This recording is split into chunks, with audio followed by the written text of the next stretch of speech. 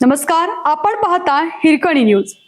Hirkani news प्रत्येक क्षण ताज्या घडामोडी आणि महत्त्वाच्या प्रत्येक बातमीसाठी नेहमी तत्पर.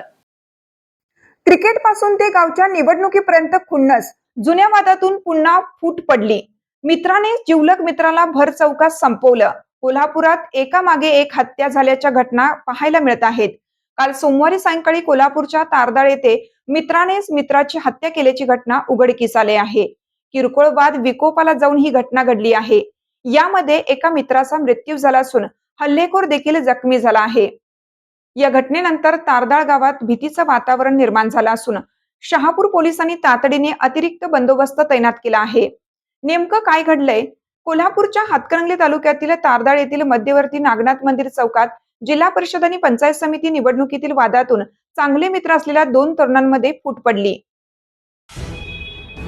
कोल्हापूरच्या हातकणंगले तालुक्यातील तारदाळ येथील मध्यवर्ती नागनाथ मंदिर चौकात जिल्हा परिषद आणि पंचायत समिती निवडणुकीतील वादातून चांगले मित्र असलेल्या दोन तरुणांमध्ये फूट पडली.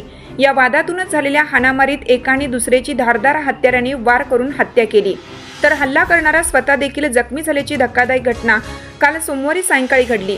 जावीद रशीद मुजावर वय 22 राहणार तारदाळ असं मृत तरुणाचं नाव असून यश तानाजी गायकवाड वय 19 राहणार तारदाळ हा जखमी असून त्याला पोलिसांनी उपचारांती ताब्यात घेतला आहे.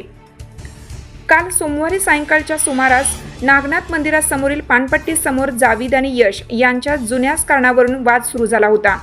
या वादाचे रूपांतर काही क्षणातच झटापटीत झाले आणि दोघांमध्ये जोरदार धक्काबुक्की सुरू झाली. प्राथमिक माहितीनुसार या झटापटी दरम्यान जावीदने चाकू काढून यशवर हल्ला करण्याचा प्रयत्न केला. त्यावेळी यशने चाकू हिसकावून घेत जावीदवर सपासप वार केल्याचे पोलिसांना प्रत्यक्षदर्शींनी सांगितलं आहे. या अनपेक्षित हल्ल्याने गांगरलेला जावीद गंभीर जखमी अवस्थेत जीव वाचवण्यासाठी तेथून पळत सुटला.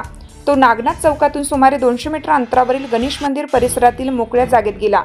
मात्र यशने त्याचा पाठलाग करत तिथेही पोहोचून त्याच्यावर पुन्हा वार केल्याची माहिती स्थानिकांनी दिली.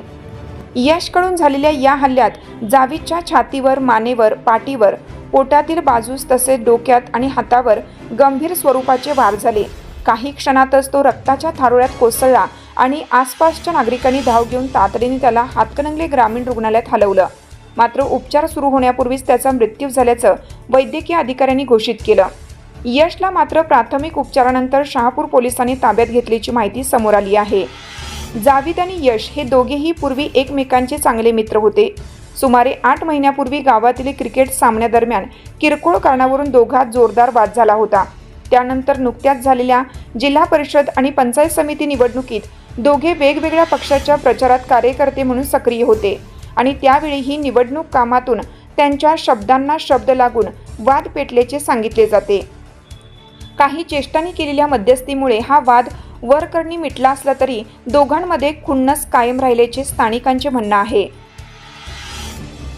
आपल्या हिरकणी न्यूज चॅनलला लाईक करा, शेअर करा आणि सबस्क्राईब करायला विसरू नका आणि रहा अपडेट.